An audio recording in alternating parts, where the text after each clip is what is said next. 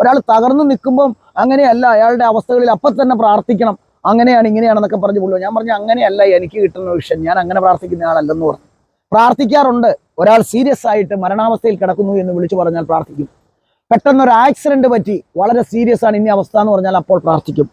പെട്ടെന്നൊരു രോഗാവസ്ഥ വന്ന ഐസിയുവിൽ വളരെ സീരിയസ് ആയിട്ട് കിടക്കുക എന്ന് പറഞ്ഞാൽ പ്രാർത്ഥിക്കും. അല്ലെങ്കിൽ മരണത്തോടും മല്ലിടുന്ന അവസ്ഥകൾ എന്ന് പറഞ്ഞാൽ അപ്പോൾ തന്നെ അറ്റൻഷനായിട്ട് ഈ പ്രാർത്ഥന ആവശ്യമാണെന്ന് മെസ്സേജ് കിട്ടുന്നവർക്ക് അപ്പം തന്നെ പ്രാർത്ഥിക്കും. വേറെ ചോദ്യമൊന്നുമില്ല കഥയിൽ. അതല്ല ഇവനെ വിശുദ്ധീകരിക്കേണ്ടത്, ഇവനിത് അനുസരിക്കുകയില്ലാത്തവന്, ഇവനിൽ തെറ്റുകൾ കിടപ്പുണ്ടെന്നത് പറഞ്ഞു കൊടുത്തിട്ടേ പ്രാർത്ഥിക്കാൻ പറ്റുള്ളൂ എന്നാൽ പിന്നെ പ്രാർത്ഥിക്കാൻ പറ്റില്ല. ഇതെന്റെ കയ്യിൽ നിന്ന് എടുത്തു കൊടുക്കുന്ന ദാനമല്ല, ഞാൻ കാലത്ത് തന്നെ പ്രാർത്ഥിച്ചേക്കാൻ തീരുമാനിച്ചു കൊടുക്കേണ്ട ദാനമല്ല, വേറൊരുത്തൻ്റെ കയ്യിലിരിക്കുന്ന ദാനമായത്. ഞാൻ വെറും ഒരു ഉപകരണമാണ്. വല്ലവൻ്റെയും ദാനത്തെ എടുത്ത് ഉപയോഗിക്കാൻ എൻ്റെ ഇഷ്ടത്തിന് ഉപയോഗിക്കേണ്ടതല്ലത്. അവൻ്റെ ഇഷ്ടങ്ങൾക്കനുസരിച്ച് ഉപയോഗിക്കാൻ നിയോഗിക്കപ്പെട്ടവനാണ്, അതേ എനിക്ക് ചെയ്യാൻ പറ്റുള്ളൂ. അതിന് എന്നെ കുറ്റപ്പെടുത്തിയിട്ടോ അല്ലെങ്കിൽ അപ്പം തന്നെ ബ്രദർ പ്രാർത്ഥിച്ചില്ല, തെറ്റിനകത്തേക്കല്ല, കലക്കവെള്ളത്തിനകത്തേക്കല്ല നല്ല വെള്ളം ചേർക്കേണ്ടത്. കലക്കവെള്ളം എങ്ങനെയൊന്ന് തടഞ്ഞു നിർത്തിക്കൊണ്ട് നല്ല വെള്ളം ചേർക്കാൻ പറ്റും, പൂർണ്ണമായില്ലെങ്കിൽ പോലും എന്ന് മനസ്സിലാക്കിയിട്ട് വേണം ചെയ്യാൻ.